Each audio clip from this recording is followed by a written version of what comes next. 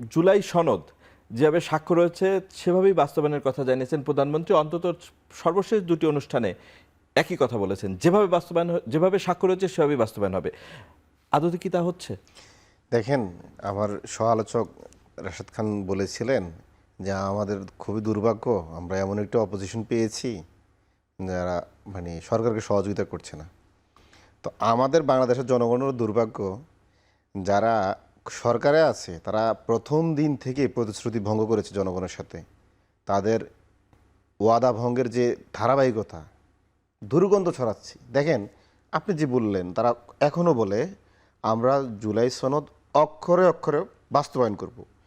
ওনাদের জুলাই সনদের কথা ছিল যে ওরা বিচার বিভাগ স্বাধীন করে দিবে, সুপ্রিম কোর্টের নিয়ন্ত্রণে থাকবে নিম্ন আদালত, এবং বিচারক নিয়োগও সুপ্রিম কোর্টের অধীনে করবে। কিন্তু এটা নির্বাচনী ইশতেহারও তারা দিয়েছে, জুলাই সনদও তারা বলেছে।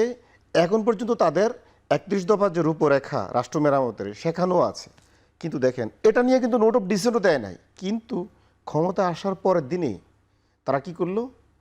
বিচার বিভাগকে আবার শাসন বিভাগের অধীনে নিয়ে নিল, অধ্যাদেশটা বাতিল করে দিল। আমাদের যে নিম্ন আদালত, উচ্চ আদালত, এগুলো আবার পরাধীন করে দিল। তারা তো সংসদীয় আকারে এই বিলগুলো আনবে বলে। আপনার স্মরণ থাকা উচিত, এই যে আমাদের বিচার বিভাগের স্বাধীনতা, এটা কিন্তু আমাদের 250 বছরের আর্তনাদ। ওই খুদ ব্রিটিশ আমল থেকে আমরা এই দাবি করে আসছি আমাদের বিচার বিভাগটা স্বাধীন করে দেওয়া হোক। 1919 সালে ব্রিটিশরা একবার কথাও দিয়েছিল, হাউস অফ কমন্সে বলছিল তারা আমাদের বিচার বিভাগ স্বাধীন করে দিবে। 1935 সালে তারা 12 শাসন আইন করে, তারপর আমাদের বিচার বিভাগ স্বাধীন করে নাই। 54 যে যুক্তফ্রন্ট নির্বাচন হয়, ওই সময় রাজনৈতিক দলগুলো বলেছে বিচার বিভাগ স্বাধীন করে দিবে, দেয় নাই। কেউ দেয়নি।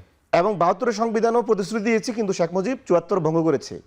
91 নির্বাচনে খালেদা জিয়া, শেখ হাসিনা দুজনে বলেছে বিচার বিভাগ স্বাধীন হবে, মানে নাই। খালেদা জিয়া বিচার বিভাগ স্বাধীন করে নাই। 1994 সালে 9 জন মানে অ্যাফিলিয়েট ডিভিশনের বিচারপতি অবৈধভাবে নিয়োগ দিয়েছে এবং দলীয় বিবেচনায়। এবং শেখ হাসিনাও করে নাই, 2001 সালেও করে নাই, 2003 সালে ব্যারিস্টার মওদুদও অনেক আমাদের কষ্ট দিয়েছে। এবার আমরা মনে করলাম এত রক্ত দেওয়ার পরে এবার মনে হয় আমরা বিচার বিভাগটা স্বাধীন করতে পারবো, যেখানে বিএনপির নোট অফ ডিসেন্টও নাই।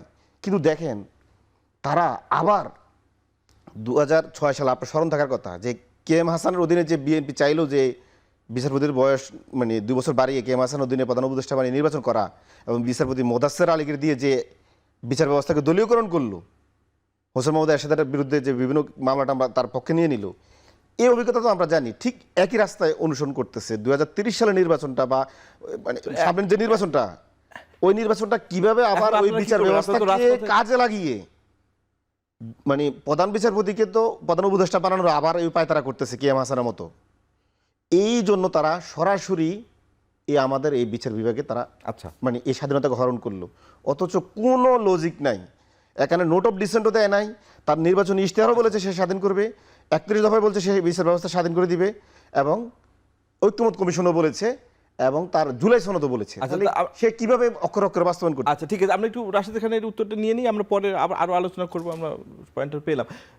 জনাব শিশির যে অভিযোগ করলেন যে বিএনপি নোট অফ ডিসেন্ট দেওয়া না সত্ত্বেও যে ইস্যুগুলোতে অধ্যাদেশগুলো ফেরত পাঠিয়েছে বা রহিতকরণ করেছে, বিএনপি এটি কি করতে পারে কিনা? মানে দেখেন, ভোটের রায় তো আছে অধিকাংশ। আপনি একজন সাংবাদিক হিসেবে ঐক্যমত কমিশনের 9 মাস ধরে যে আলোচনা হয়েছে নিশ্চয়ই আপনি শুনেছেন।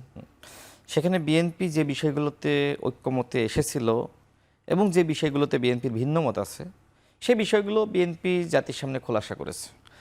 আমি যদি বলি, যে সময় গণভোটের অধ্যাদেশ জারি করা হলো, সে সময় বিএনপির মহাসচিব একটি স্টেটমেন্ট দিয়েছিল, আপনি নিশ্চয়ই সেটা শুনেছেন, ছাপিয়েছেন, দেখেছেন, তাই না?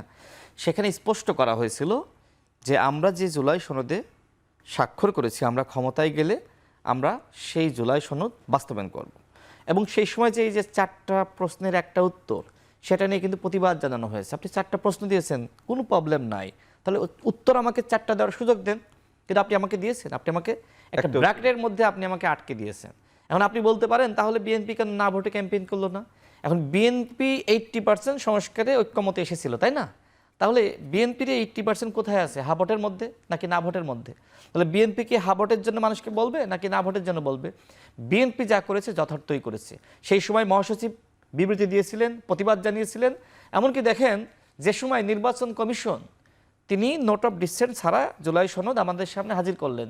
সেই সময় কিন্তু বিএনপি বলেছিল যে আমাদের সাথে প্রতারণা করা হয়েছে। ওই সময় এনসিপি স্বাক্ষর করে নাই, জামাত কিন্তু স্বাক্ষর করেছে।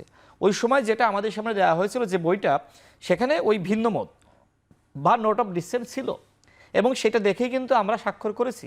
এখন বিএনপিকে যদি আপনি বলেন যে আপনার কোনো ভিন্ন মত থাকবে না, সেইটা আপনি অন্তর্বর্তীকালীন সরকার যে সময় ক্ষমতায় বসলো, তাহলে এই 9 মাসের আলোচনা তো দরকার ছিল না।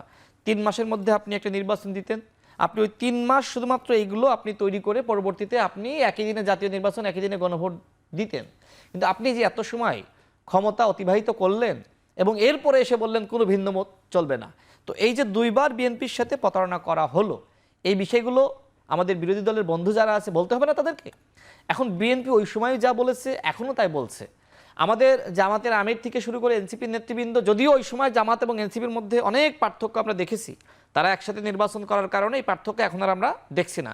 কেউ কারো সমালোচনা করছেন। আমরা দেখেছি যে জামাতের যিনি সেক্রেটারি জেনারেল, তিনি এনসিপিকে বলেছে যে বাপের থেকে বড় হইতে চাইও না। তো কে বাপকে সন্তান? আমরা এখন দেখছি বাপ সন্তান এক হয়ে গেছে। সেই সময় আমরা দেখেছি কিভাবে নাসিরউদ্দিন পাটোয়ারি সে কিন্তু এই জামাত ইসলামকে বলেছে যে জামাত ইসলাম ভারতের সৃষ্ট একটি দল, বলে নাই? নাহিদ ইসলাম বলেছে যে জামাতের নেতৃত্বকে দেশের মানুষ গ্রহণ করবে না। এই ধরনের নানান সমালোচনা আমরা দেখেছি। এছাড়া এই যে হাসনাত আব্দুল্লাহ, সে কিন্তু বলেছে যে আসলে কি জামাত ইসলাম একটি ইসলামিক দল, তারা কি একটি ইসলামিক দল? এই ধরনের কথাবার্তা সবার কাছ থেকে মোটামুটি আমরা শুনেছি। তো যাই হোক, পরবর্তীতে তারা এক হয়ে গেছে। যদিও তারা এটিকে বলে যে ইটস এ পলিটিক্যাল ডিল, তারা এটা বলে যে এটা আদর্শিক কোনো ডিল না, আমি আসবো, সেখানে আসবো। তো বিএনপি কিন্তু সেই শুরু থেকেই যা বলছে এখনো একই কথা বলছে। বিএনপি, জনাব তারেক রহমান বাংলাদেশের মাননীয় প্রধানমন্ত্রী, তিনি কি বলছেন? তিনি বলছেন যে যে জুলাই সনদে আমরা স্বাক্ষর করেছি সেই জুলাই সনদ অক্ষরে অক্ষরে বাস্তবায়ন করা হবে। এই কথা জনাব সালাউদ্দিন আহমেদ মাননীয় স্বরাষ্ট্রমন্ত্রী তিনি ওই সময় বলেছিলেন, পরবর্তীতে বলছেন।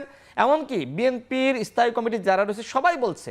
এখন আমাদের সেটা থেকে এখনো বিচ্যুত হয়নি, বিএনপি এখনো বিচ্যুত হয়নি বলছে। নেভার। আচ্ছা, বিএনপি যা বলেছিল বিএনপি তাই বলছে, ভবিষ্যতে তাই বলবে। এখন যদি জামাত ইসলাম বা এনসিপি মনে করে যে বিএনপিকে দিয়েই আমাকে সব করাইতে হবে, জামাত আর এনসিপির রাজনীতি কোথায়? আপনি মনে করেন যে 80% বিএনপি যে ব্যাপারে সম্মত হয়েছে জুলাই জাতীয় সনদে, তাহলে বিএনপি 80% বাস্তবায়ন করুক, আপনি সহযোগিতা করেন। পরবর্তীতে এই যে বিএনপিকে আপনি নির্বাচনের আগেও সংস্কার বিরোধী বললেন, আপনি নির্বাচনের পরেও বলছেন, এই 5 বছর পরে মানে 5 বছর ধরে আপনি বলবেন, তাহলে আপনি পরবর্তীতে ক্ষমতায় যান। বিএনপিকে তো আপনি শত্রু বলছেন, খারাপ বলছেন, অনেক কিছু বলছেন। ক্ষমতায় গিয়ে বাকি 20% আপনি বাস্তবায়ন করেন। দেখেন, সর্বশেষ বলি, সেই সময় কিন্তু বিএনপির পক্ষ থেকে বা অন্যান্য দলের পক্ষ থেকে বলা হয়েছিল যে আমাদের যেখানে যেখানে ভিন্ন মত আছে আমরা এইগুলো আমাদের নির্বাচনী ইস্তেহারে দিই, জনগণ যাকে ক্ষমতায় নিবে তিনি সেই ভিন্ন মতগুলো বাস্তবায়ন করবেন। বিএনপি দিয়েছে। এখন আপনারা বলেছেন যে আপনারা সব সংস্কার করবেন, তারপরও এদেশের মানুষ আপনাদেরকে ভোট দেয় নাই। কেন দেয় নাই? কারণ নাহিদ ইসলাম বলেই গেছে জামাতের নেতৃত্বকে দেশের মানুষ গ্রহণ করবে না, গ্রহণ করে নাই। এখন সব দোষ আপনি কেন বিএনপিকে দিবেন? ধন্যবাদ।